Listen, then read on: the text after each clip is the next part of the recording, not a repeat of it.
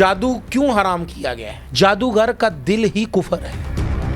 یہاں پر میں کچھ چیزیں آپ کی ناظرین کی ان خواتین کی نظر کرنا چاہتا ہوں، وہ جادو سے کیسے بچ سکتے ہیں۔ میں نے اپنی زندگی میں جن کو اس سے پرہیز کروایا ہے وہ خواتین الحمدللہ جادو سے محفوظ ہیں۔ خواتین ہوں، مرد ہوں، بچے ہوں، وہ اپنے ناخن کاٹ کر کبھی بھی ڈسٹ بین میں مت پھینکیں۔ اتنا تگڑا جادو کرتے ہیں کہ جس کا توڑ جو ہے نا آپ لاکھوں روپے لے کر بھی پھرتے رہے نہیں ہوتا ہے۔ اور یہ جادو جو ہے ناخنوں سے شروع ہو رہا ہے۔ خواتین بال کنگھی کرتی ہیں نہانے کے بعد یا ویسے کنگھی کرتی ہیں، بال جو گرتے ہیں وہ گھر کے اندر کام کرنے والی موسی اٹھا کر اس کو لپیٹ کر ڈسٹ بین میں ڈال دیتی ہے۔ نیا جادو سیکھنے والا بندہ روڑی کے اوپر سے آپ کے بال اٹھا کر لاتا ہے، اس سے جادو سیکھتا ہے۔ اویئرنیس کا معاشرہ گوگل بن چکا ہے، ہمارا تعلق چونکہ جادو کے ساتھ ہے، تو اس لیے ہم آپ کو بتا رہے ہیں کہ جادو یہ چیز اتنی خطرناک ہے۔ کوئی جادوگر جادو نہ بھی کرے تو آپ کے گھر کے واش روم کے اندر ہر حال میں جنات کا سایہ موجود ہے۔ سب سے فیورٹ ان کی خوراک جو ہے یہ عورت کے مخصوص ایام میں نکلنے والا بلڈ ہے۔ عرب کی خواتین کا آج تک یہ لمبے برقعے پہننا، آج تک ان کا فیشن نہیں ختم ہوا۔ عربوں کے اندر پرانے زمانے کے اندر ایک جادوگر تھا، وہ جس عورت کو چاہتا رات کو اس کے ساتھ زنا کرتا اور وہ عورت خود بخود اپنے گھر سے نکل کر چل کر اس کے پاس آ جاتی۔ تو گویا کہ جادو ہے، برحق ہے، قطع نصی سے یہ بات ثابت ہے کہ کرنے والا کافر ہے اور وہ جہنم میں جائے گا۔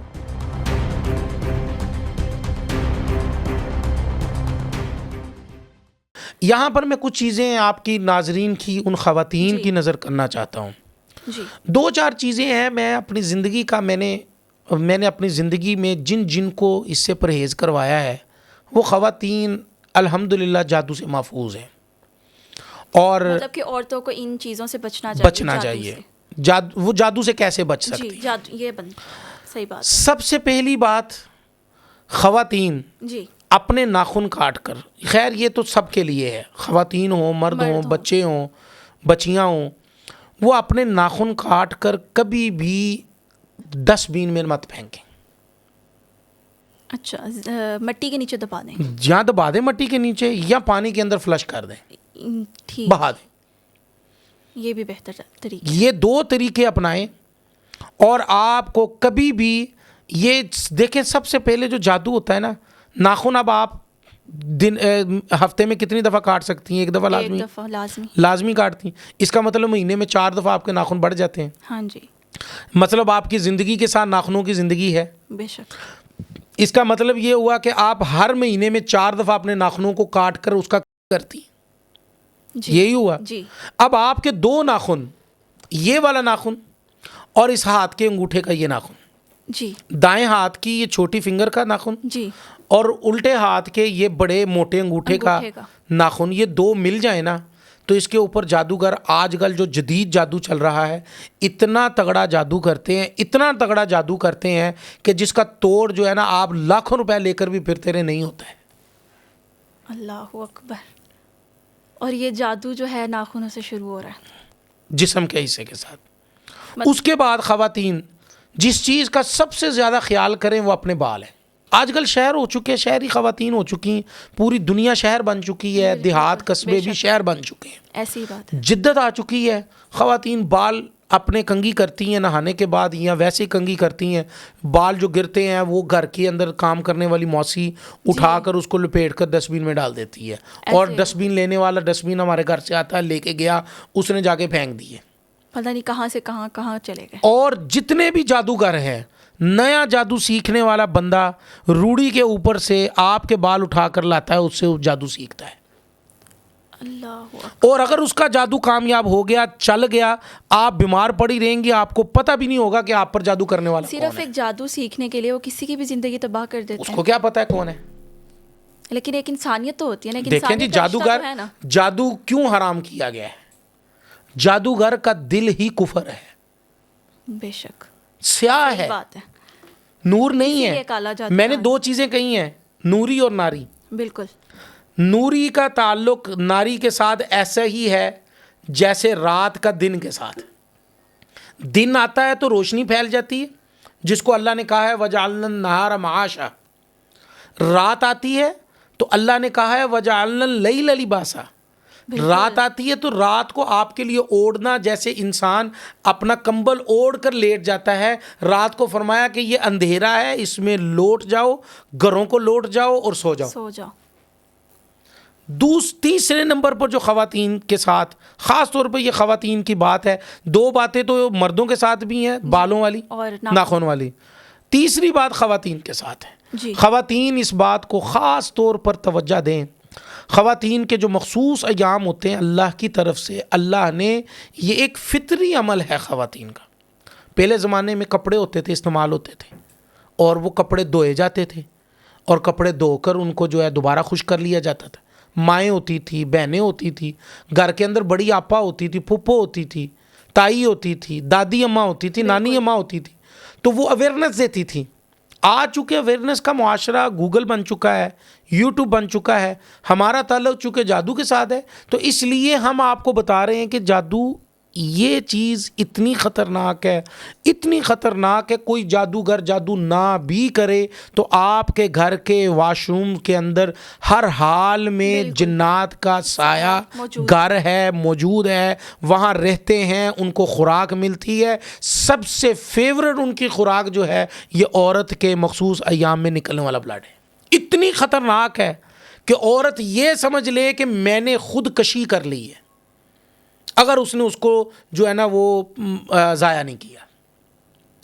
اس کا ضائع کرنے کا طریقہ اس کو پانی میں بہائے، اتنا پانی اس کے اوپر ڈالیں، اتنا پانی ڈالیں کہ وہ پانی پانی ہو جائے، تو وہ بچ سکتی ہیں۔ مطلب یہ بھی ایک جادو کا جو ہے وہ عمل ہے کہ جی یہ ٹھیک۔ اب آپ کو ایک میں واقعہ سناتا ہوں۔ ہاں جی ضرور۔ یہ بڑا ضروری واقعہ ہے۔ آپ یوٹیوب کے اوپر دیکھتی ہیں کہ عرب کی خواتین ہاں جی لمبے لمبے برقعے پہنتی ہیں، بالکل زمین کے اوپر گھسٹتے ہوئے جا رہے ہوتے ہیں، بالکل ایسے ہی صفائی ہوتی ہوئی جا رہی ہوتی ہے۔ جی کیا وہ بے وقوف زمین پہ نہیں ہے؟ بالکل بھی نہیں۔ وہ کیوں اتنے لمبے برقعے کیوں پہنتی ہیں؟ فیشن ہے، رواج ہے۔ اچھا چلو اگر فیشن ہوتا ہے، بعض لوگ کہتے ہیں فیشن ہے، فیشن ہوتا ہے تو فیشن تو ہر زمانے میں بدلتا رہتا ہے۔ عرب کی خواتین کا آج تک یہ لمبے برقعے پہننا اور صفائی کرتے ہوئے گزر جانا برقعے کے ساتھ، یہ آج تک ان کا فیشن نہیں ختم ہوا۔ بالکل۔ اس کے اوپر ایک بہت عجیب و غریب قسم کا واقعہ ہے۔ ایک بہت بڑا جادوگر تھا۔ اچھا وہ کیا کرتا تھا، کیونکہ میں بتا رہا تھا کہ عورتیں کن چیزوں سے بچیں، ہاں جی بالکل تو میں اس لیے یہ واقعے کو اس کے ساتھ جوڑ رہا ہوں۔ اب ہوا ایسا کہ عرب کی خواتین برقع لمبا کیوں پہنتی ہیں، اس کے اوپر ایک عجیب و غریب واقعہ یہ ہے کہ عربوں کے اندر پرانے زمانے کے اندر ایک جادوگر تھا، ہاں جی وہ جس عورت کو چاہتا رات کو اس کے ساتھ زنا کرتا، اپنے بستر پر بلا لیتا، اور وہ عورت خود بخود اپنے گھر سے نکل کر چل کر اس کے پاس آ جاتی۔ اللہ اکبر۔ یہ جو ہے یہ جادوگر خود بلا لیتا تھا، اور وہ عورت چل کر اپنے گھر سے، ہاں جی وہ کتنی بھی دور کیوں نہیں ہے، وہ اپنے گھر سے نکلتی، رات کے اس پہر نکلتی، اور زیب تن اچھا لباس کرتی، خوشبو لگاتی، جی اور بڑی صاف ستھری ہو کر بند سنور کر آتی، اور رات اس کے پاس گزارتی۔ اس کو صبح پتہ چلتا کہ میں نے رات کہاں گزاری۔ ایک خاتون، 2 3 4 5 ایک علاقے کی کم از کم خوبصورت ترین خواتین ساری کی ساری جب اس دلدل میں پھنسیں تو وہ پریشان ہوئیں۔ انہوں نے جا کر اپنے علاقے کے علماء کو یہ بات بتانا شروع کی۔ علماء اور وہاں کے علاقے کے جو بادشاہ تھا، جو حکمران تھے، انہوں نے بیٹھ کر اس بات کے اوپر غور و فکر کرنا شروع کیا، تو پتہ چلا اس علاقے کے گورنر کی بیٹی کے ساتھ بھی یہ واقعہ پیش آ چکا ہوا تھا۔ اللہ اکبر۔ اب گورنر صاحب کہتے ہیں جب میری بیٹی محفوظ نہیں ہے تو عام بیٹیاں، مائیں، بہنیں کیسے محفوظ ہو سکتی ہیں؟ بالکل۔ اب انہوں نے کہا کہ جی اس کو تلاش کیا جائے۔ اس کے لیے انہوں نے ایک خفیہ فورس تشکیل دی۔ انہوں نے تلاش کرنا شروع کیا عورتوں کے اوپر، جو بہت خوبصورت عورتیں تھیں علاقے کی اس وقت، ان کے اوپر انہوں نے نظر رکھنا شروع کی کہ یہ رات کے وقت جائیں یا کیسے یہ جاتی ہیں۔ وہ تو اپنے ہوش میں ہی نہیں ہوتی ہوں گی کہ جب اب وہ رات ان کا پہرا دیتے، وہ عورتیں اٹھ کر چلی جاتی، خود آ جاتی۔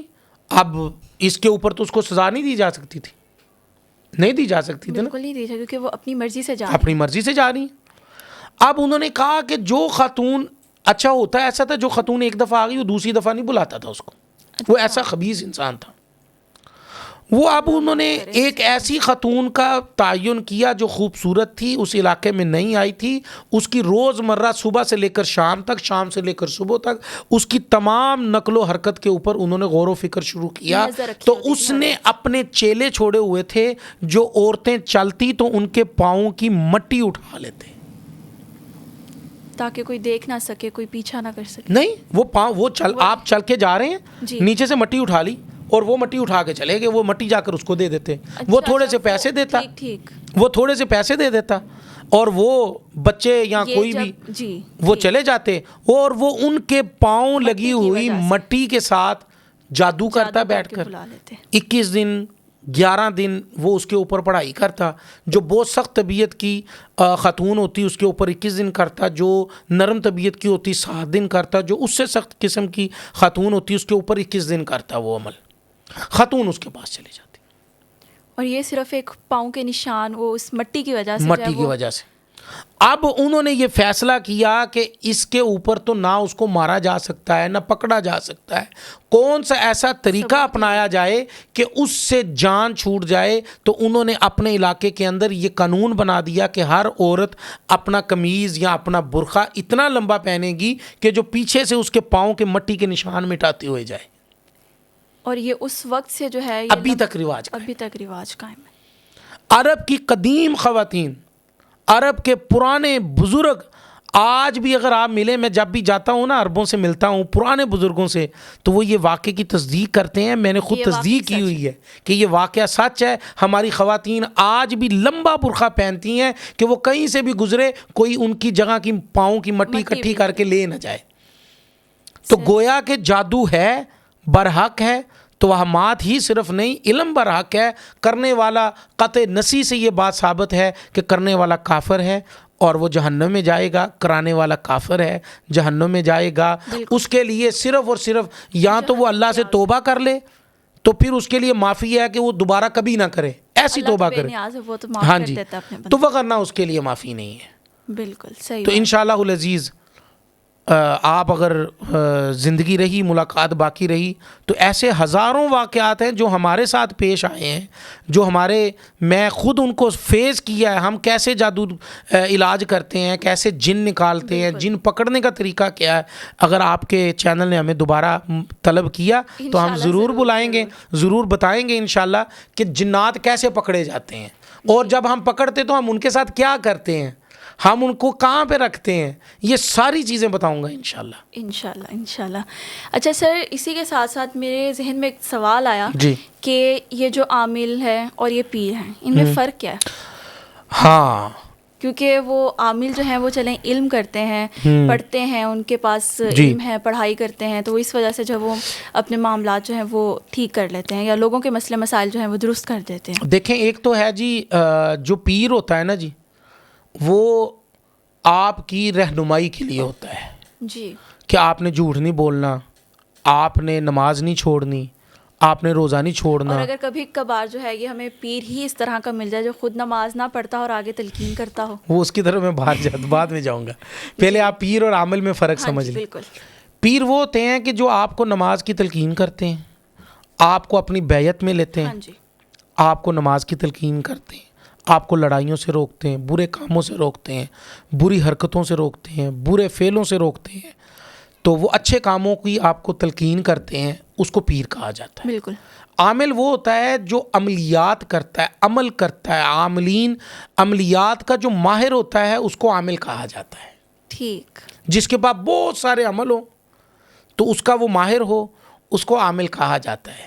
اور عامل کو راقی بھی کہا جاتا ہے. اچھا. اور آپ اگر بر اعظم ایشیا سے تھوڑا سا باہر نکلیں, امریکہ میں, کینیڈا میں, لندن میں اور یو کے میں, اور اسی طرح آپ کہہ لیں کہ بر اعظم عرب امارات میں راقی کہا جاتا ہے عامل کو. اچھا, یہ راقی عربی الفاظ ہے؟ جی عربی الفاظ ہے.